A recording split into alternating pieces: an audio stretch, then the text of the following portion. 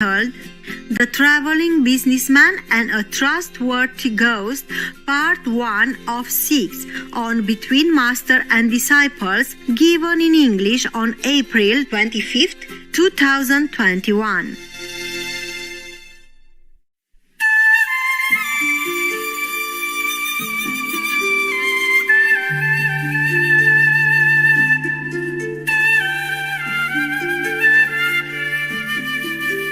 Do you have questions? We have one question so far.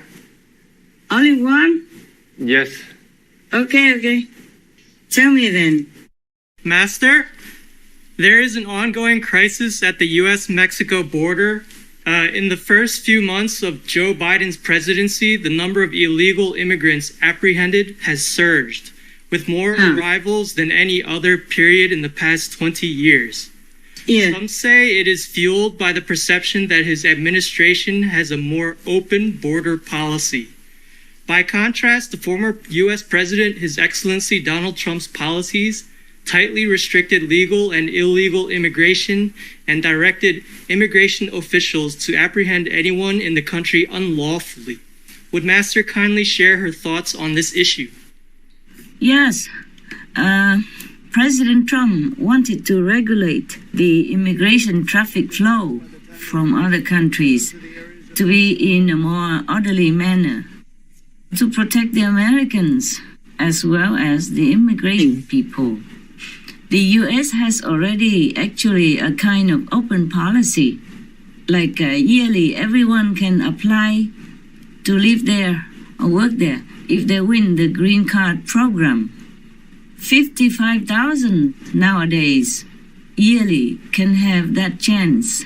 Plus, anyone can apply in many other ways to live and work in the U.S. openly. Open border is very good. Yes, But it should be done, in an organized way. Otherwise, it will be chaotic. As I have read in the news, it seems to breed a kind of crisis, at the border between USA and Mexico. Because you cannot just open the border without planning.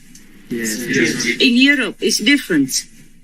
They have a Schengen zone where people from different countries in Europe can just go in and out of any other countries without any border, without checkpoints, without passport or any ID necessary. But they had planned many equipment and systems to put this into practice.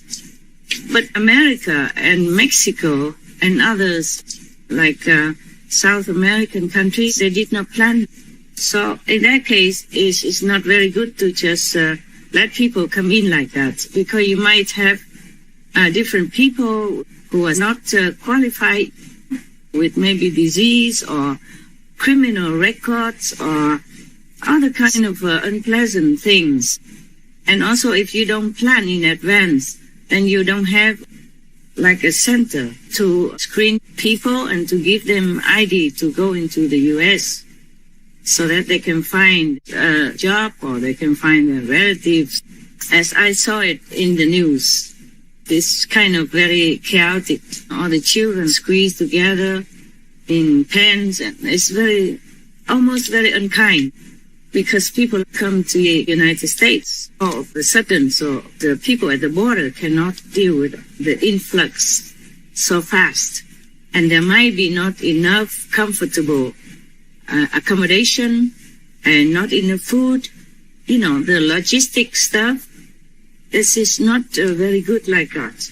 Not good for America, not good for Mexicans and other immigrants. I heard that they came all the way from even Honduras and other countries in Central America. So to open the border is very nice, very kind, and very good for any country. When you need some extra workers or you just want to be hospitable, it's very good. But in this case, when it's so chaotic like that, it's very bad for for the immigrants, especially for the small children. I saw them even drop over the fence, the wall of the border, and that's very bad for them. This must be traumatic for them, and it's very difficult for the child to forget this kind of traumatic experience in their very young and tender age. And also important is in the time of pandemic, most of the borders are closed to protect the people. And at the moment, it's not favorable to open. If the children are squeezed together like that, healthy and unhealthy, that's very bad for all of them. Don't you think so? Yes. And also, I saw it in the news that many people are sick, like they have COVID-19, and they are just let, to go into the United States. And that might infect healthy Americans also. Yeah. That's very, very inconsiderate. It should not have been done this way. Yeah, it should have been more organized before the immigrants were able to come into America. Otherwise, the open border is very good. Yeah, good for the host country, good for the immigrants. Because immigrants need jobs and they will be motivated to work very hard and contribute to the country as well as for the immigrant himself. Yeah. It's just that we have to organize, in advance, have a good place for them to stay. Meanwhile, and some doctors, some medical personnel to take care of their health when they first come, and organize the logistic situation, with food and clothing and blankets and rooms and hygiene, stuff like that. It wasn't really very organized, and that's very, very bad for the children who are sent there, especially without any parents or adult accompaniment. I don't think it's very kind. Even the intention may be good. Yes. But good intention is not everything. Good intention has to come also with good logistic arrangements. Yes. And all the preparation to welcome the guests.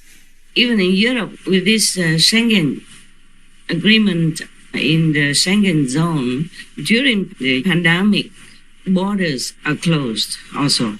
So the border between the US and Mexico opened. I think it's not a very good idea at the moment. Besides, the mentality of European countries is maybe different from the mentality of the Mexicans and the Americans. Different expectations, different way of life. In the European Union, most of the people's standards of living are similar. Of course, there are always the richer and the less rich. But the standards of living are more or less similar between the countries in the Schengen zone. Even then, during the pandemic, they closed the borders as a prevention to protect their citizens. Especially in the pandemic situation like we are in right now. I don't know if the border should be open like that. And that would be also encouraging the smugglers, human traffickers, drug traffickers, all kinds of unfavorable group of people also will be mixing in. And that's no good for the host country, for America at all. Yes, Master. Any more questions? Master, I thought of one recently. India is experiencing a record number of COVID infections and deaths recently. Recently? More than before? Yes. Hospitals are even having to turn people away. And some hospitals are even running out of oxygen, which is very worrying. I wonder why India is experiencing this unfortunate situation at the moment. I know recently one of the biggest festivals went ahead, Kumbh Mela, which attracted many thousands, perhaps even millions of people. And it still went ahead even amid the pandemic. Yeah. Could this be one of the reasons why there are so many infections and deaths happening at the moment? Well, it's obvious, no? Yeah. Yes. Maybe they opened too early, no? Yes. Yes, Master. But India is a very big country and has a big population. I think the government also doesn't want to restrict people too long, you know? Yeah. And especially it concerns the Kumbh Mela is very, very big event. And is religiously very, very important. So perhaps the government couldn't really forbid that. Right. India is a very religious country, and Kumbh Mela is like Mecca. Hundreds of thousands of people come every day. It amounts to millions. In this situation, the COVID infection is very easy to spread. So that probably is also one of the reasons, okay? Yeah. But in other countries also they have such a problem right now as well.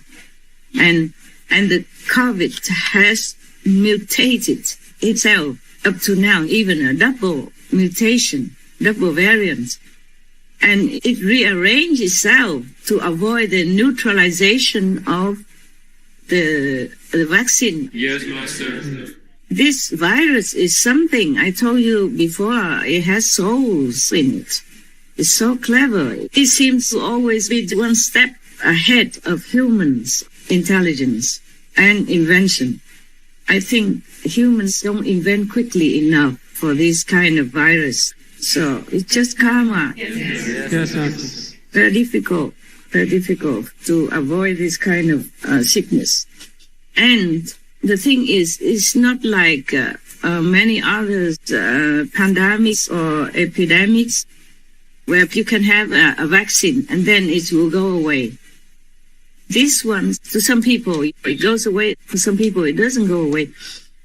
And the report from the authorities that they did research, and it is stated that 1/3 of the infected patients has a long recovery. Many have a long recovery, even 1 year on, and after they are still don't feel the same. They still feel this hangover from this pandemic. And they say 1/3 of the patients would have a brain problem. They call it brain fog. So you have a hazy thinking or feeling inside your brain, so it's called brain fog. Yeah. They also like that. 1/3 of the patients, at least. That's what they say. So it looks like it's difficult to avoid this one. Yeah? Yes, Master. Yes, Master. COVID-19. Very difficult. It keeps changing its strategy, you know, and we humans keep running after it. Keep chasing it and hunting it, but it seems like we are not in a favorable win-win situation right now. Right. Even double variant, my God.